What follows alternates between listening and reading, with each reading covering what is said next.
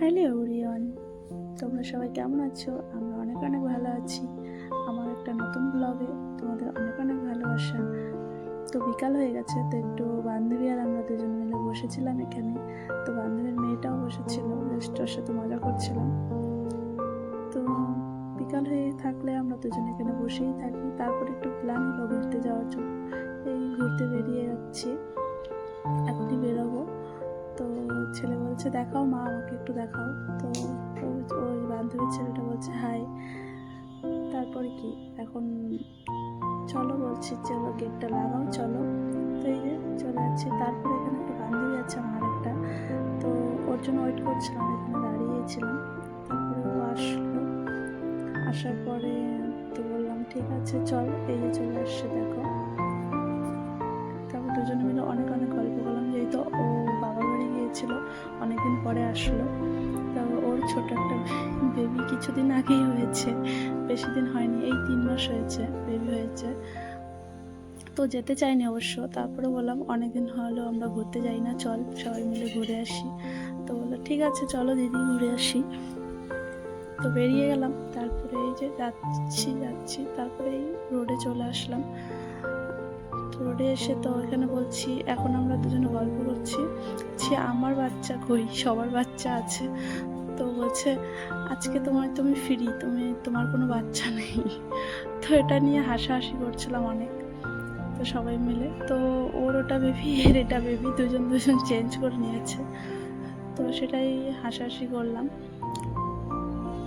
তো এই যাচ্ছি দুজনে গল্প করতে করতে।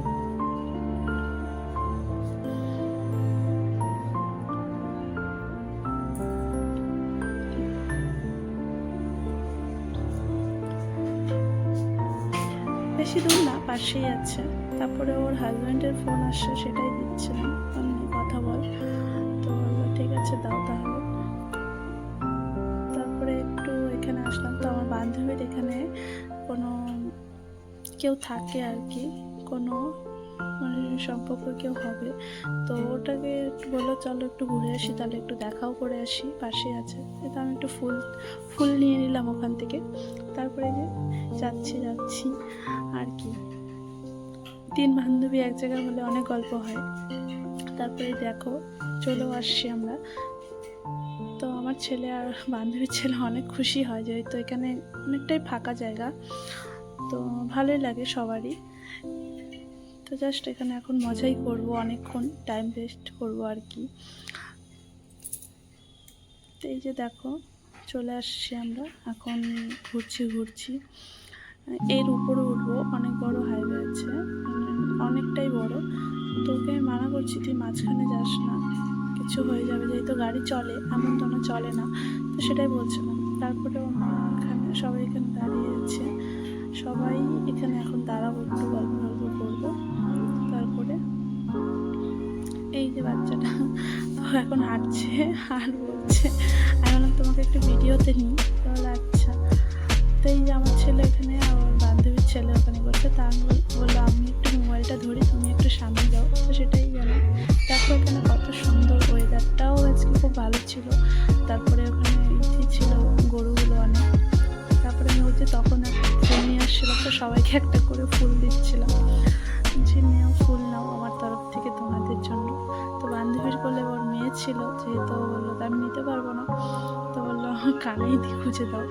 তো আমি কানেই গুঁজে দিলাম। এর সাথে আমার 1 বছরের বন্ধুত্ব, খুবই ভালো আমাদের এখন বন্ধুত্বগুলো, খুবই মানে অনেক হয়ে গেছে, ভালো হয়ে গেছে।